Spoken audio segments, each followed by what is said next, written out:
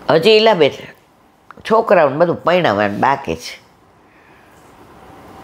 પરણી ગયા, ખોડો ભર્યો છે ને એટલે પછી ભલે ભલે પછી છોકરું આવી જાય.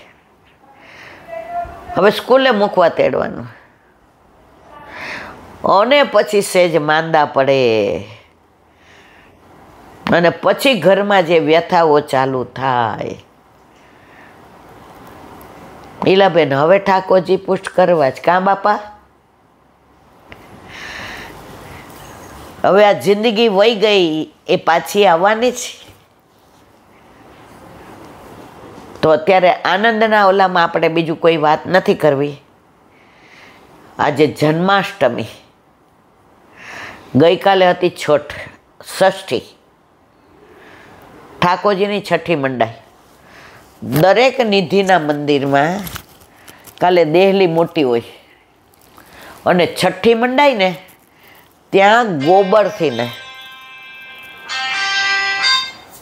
ગાયના ગોબરથી ને બધું લીપવામાં આવે. કેમ ગાયનું ગોબર? ગાયની પવિત્રતા. ગાયનું ગોબર હોય, ગાયનું મૂત્ર હોય, ગાયનું દૂધ હોય, ગાયમાં 33 કરોડ દેવતા.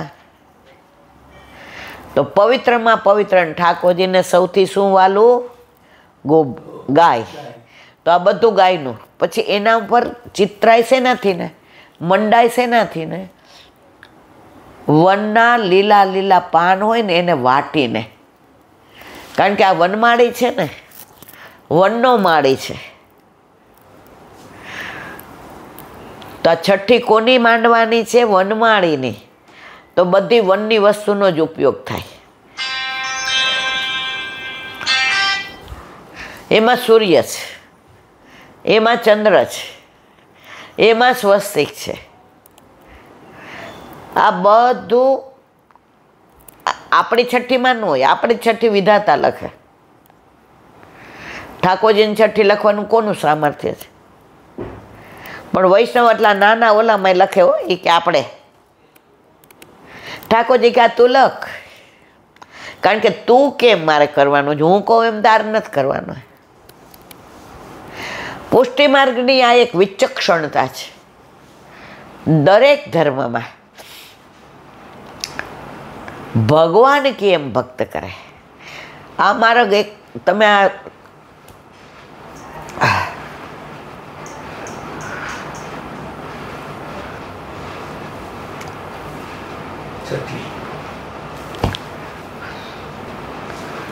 પુષ્ટિ માર્ગની એક ખાસ વિચક્ષણતા છે. બધામાં ભગવાન કેમ ભક્ત કરે, પુષ્ટિ માર્ગમાં ભક્ત કેમ ભગવાન કરે. પણ એ ક્યારે? જ્યારે આપણા ઘરે ઠાકોરજી બિરાજતા હોય ત્યારે.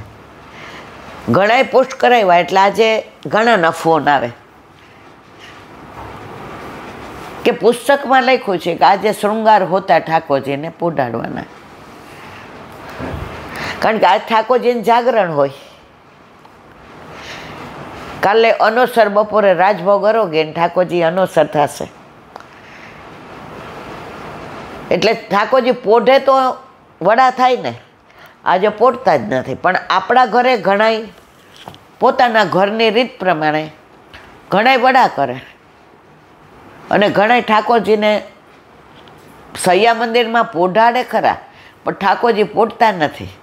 આપણા ઘરે રાતના નંદ ઘેરે ના થાય, મહાભોગે ના આવે. કેમ? આ બધું ગુરુ ઘરે. આપણે ક્યાંથી પધાર્યા ઠાકોરજી? ગુરુ ઘરેથી ને. એટલે આપણા ઠાકોરજી ત્યાં જ હોય. એટલે ત્યાં જ થશે મહાભોગ. પુરુષોક્તના 8.5 શ્લોક બોલાશે. અંદર બધી જે વિધિ થાય. એટલે જ કહ્યું છે વલ્લભના ઘરે રીત અને આપણા ઘરે પ્રીત. તો આ દિવસો તો આપણા જીવનના આપણા અતિ મહત્વના. જો તમે પુષ્ટિ માર્ગીય વૈષ્ણવ છો તો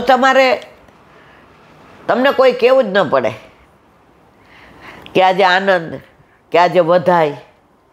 આજ કેટલા બધાને ફોન આવ્યા, ભલે મારે કાનની તકલીફ છે, શરદી ભયંકર થઈ છે, હું બહુ ફોન ઉપર વાત નથી કરી શકતી, પણ તમે સ્પીકર ઉપર મૂકો ને એટલે હું સાંભળું ને હું બહુ રાજી થાવ. આજે મારે આનંદાની હેલી રે સુહાગી બેની. મારા વાલા, એક વૈષ્ણવનો ફોન આવ્યો, એ કે અમારા ઘરે ઠાકોરજીલા બેન 150 વર્ષથી બિરાજે છે. હવે અમે વર્ષોથી પરદેશ રહીએ, તો મારા સાસુ કરતા તેમ સેવા કરીએ. હવે મને પાટોત્સવની નથી ખબર. મેં તો નંદ ઘેર આનંદ ભયો,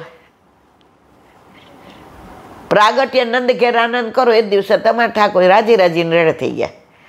મને કે તમને વિડીયો બતાવો. મેં તો ના, આપણા ઠાકોરજીના દર્શન મને નો હું કામ કરાવવાના? આપણા છોકરાને આપણે પેટ ભરાવતા હોય ને આમ પલ્લું કર્યું હોય કોઈ ન. હવે કોઈ બાણું ખોલે ને કાં ઊભા થઈ જાય, કાં રૂમમાં આવી જાય, એની હાજરીમાં પેટ ભરાવીએ ના, નજર પડી જાય. લૌકિક દીકરા નહીં આવું હોય તો મારા વાલા, આ તો અલૌકિક છે, આ તો આપણી નિધિ છે. તો જે આ દિવસોનું મહાત્મ્ય છે ને, એ તો માહે પડ્યા મહાસુખ માણે, દેખન હારા દાજે. શ્વાસ નથી લેવાનો. તો આજે જન્માષ્ટમી, નિધિના મંદિરોમાં રાત્રે એ ધ્વજા ને પતાકા ને દેહલી મંડાશે ને મહાભોગ આવશે ને પુરુષોક્તના શ્લોક બોલાશે ને ઠાકોરજીનું પ્રાગટ્ય થશે ને આરતી થશે ને શૃંગાર ને આ હા હા હા હા એટલા કીર્તન ગવાશે ને. આજે ઘણા અમને પૂછે કે પુશ નહોતા કરાવ્યા ઈલાબેન, ત્યારે અમારા સોસાયટીમાં અમે નંદ ઉત્સવ કરતા હતા. એટલે મારો લાલો જ હોય નંદ ઉત્સવમાં, અને કાજુ ને બદામ ને દ્રાક્ષ ને બધું લઈ જાઉં ને ચોકલેટો ને, અમે જ બધા આનંદ કરતા હતા. હવે એ સ્વરૂપ મેં પુશ કરાવ્યું. તો હવે બધાએ કીધું કે, મેં કીધું હું તમને કાલે જવાબ દઈશ. તો હવે એ સ્વરૂપ મેં તો તમે પૂછ્યું એટલે તમારા મનમાં શું સંશય છે કહો. એ કે મારા મનમાં એ સંશય છે ઈલાબેન કે પહેલાં તો પુરુષ નહોતા તો પૂર્ણ પુરુષોત્તમ તો નહોતા જ ને. હવે પૂર્ણ પુરુષોત્તમ, તો હવે મારા ઠાકોરજીના બધાય હું કામ કરે? તો હવે વર્ષોથી હું કરતી હતી ને નહીં કરું તો દોષ લાગશે? મેં તો વર્ષોથી કરતા હતા, એ ક્યાં ઠાકોરજી હતા? એ તો રમકડું હતું, એ તો મૂર્તિ હતી. હવે પુષ્ટિ પુરુષોત્તમ થયા, તો હવે તમે એક દી સેવા ન કરો ને તો દોષ લાગે. હવે ઠાકોરજીને એક દિવસ પણ સેવા વિના ન રખાય.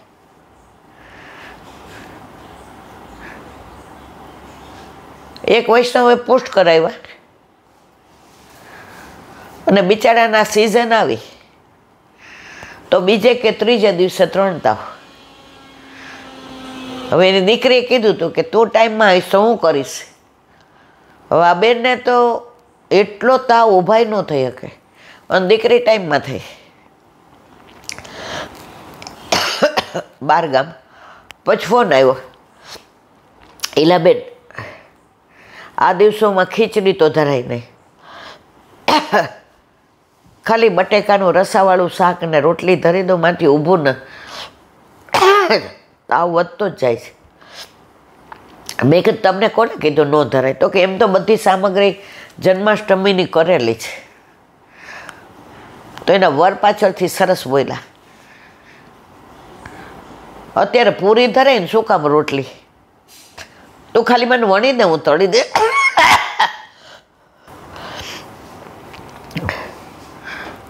તો ઘણાના ઘરમાં શ્રૃંગાર સહિત પોઢાડે અને બીજે દિવસે અનોસર થાય, નંદ ઉત્સવ થઈ જાય, ભોગ આરોગે પછી વડા થાય. તો આપણા ગુરુ ઘરની જે રીત હોય એ પ્રમાણે કરવાનું. સેવાઓ પધરાવો ને પછી તમે 25 જણને પૂછશો ને તો બધા અલગ અલગ કહેશે. પછી શું થાય, તમે હળીએ ચડી જાઓ, આમ કરું કે આમ કરું. આપણે ક્યાંય બહારગામ જતા હોય ને એટલે રસ્તામાં પહેલાં આવા તમારા હું નેરોગેન પેરોગેન નહોતું, તો આપણે રસ્તો પૂછીએ 4 રસ્તા. તો ઘણાય શું કે આ બાજુથી જાઓ ને તો ફરીને જવું પડશે, આ રસ્તે જાઓ ને તો તમને 10 કિલોમીટરનો ફેર પડશે. ત્યાં વળી ત્રીજું કે એના કરતાં પાછા વળીને ઓલા ચોકડીથી વળો ને સીધા પહોંચી જશે. હવે તમે દ્વિધામ પડી ગયા કે કઈ બાજુ જવું. મને બરાબર યાદ છે, એકવાર આપણે ત્યારે એકલિંગજી થઈને જતા હતા, યાદ છે ને? હા હા. તો શ્રીનાથજી જતા હતા ત્યારે આવા રસ્તા નહોતા, ખબર તમને? હા, આવા રસ્તા હતા ને ઓલા કાચા હતા ને. આ તો લગભગ 40 વર્ષ, આપણે મારુતિ વાન મને લાગે 40 વર્ષ પહેલાં લીધી હતી. તો રસ્તામાં બધા આમથી આમ ને આમથી આમ, એમાં ગાડી આપણી ખબર છે ખેતરમાં ખૂંચી ગઈ હતી. તો મંજિલ જ્યારે તમને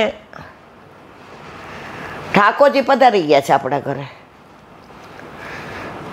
પછી તમે બધાને પૂછશો ને તો તમારી ગાડી ખેતરમાં ખૂંચવી જશે. તમારા ઘરે તમારા માથે તમારા ઠાકોરજી બિરાજે છે, તમને એ બધી પ્રેરણા કરશે અને એકને જ ફોલો કરો,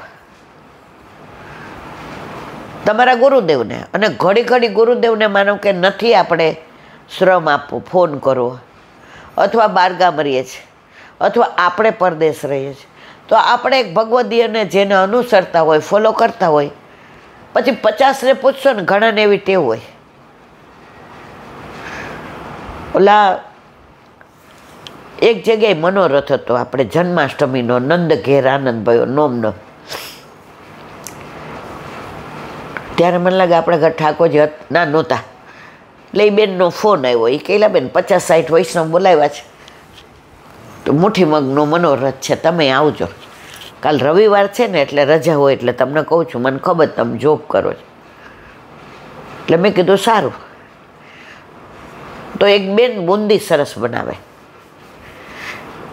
એટલે મને કહે કે તમે કાઇનેટિક પર એને લેતા આવશો. મેં તો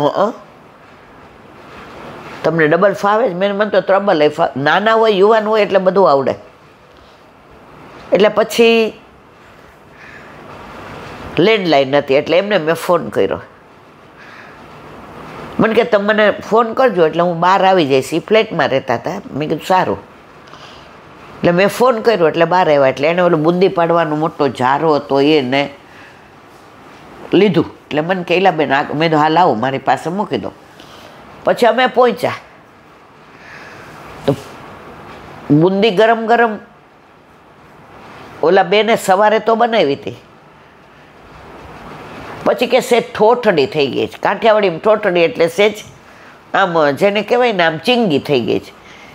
એટલે હવે ભાભી તમે એ કે તમે તમારે બધી તૈયારી કરો, મને કહી દો કેટલી કરવી છે. એટલે પછી એણે ચણાનો લોટ ને બધું કાઢ્યું. ત્યાં એક બેન આવ્યા ગાડીમાં. એટલે ઓલા બેને શું કીધું, જાઓ ને અંદર ભાભી કરે છે તો સરજે તમે મદદ કરો ને. ઓલા આવીને કે અમે તો આની અંદર સહેજ આમ કરીએ, ચોખાનો લોટ નાખીએ, અમે આમ કરીએ. એટલે ઓલા બેને એવું કીધું એ કે હું જે રીતે કરું છું એ રીતે કરું, નહીં તો ના ના લાવો સહેજ નાખી જ દઉં એમ કરીને ઓલા એ નાખ્યો. પછી એના સગા નણંદ આવ્યા. એ કે ભાભી આપણે બા કરતા હતા એમ કરાય. એટલે અંદર આવીને પછી ખાવાનો સોડ એને ગરમ ઓલા તેલમાં કરીને નાખ્યો. 1.5 કિલોની બુંદી એવી થઈ કોઈના મોઢામાં ન ગરે. હા પછી બધાને પીરસી એ જુદી વાત છે.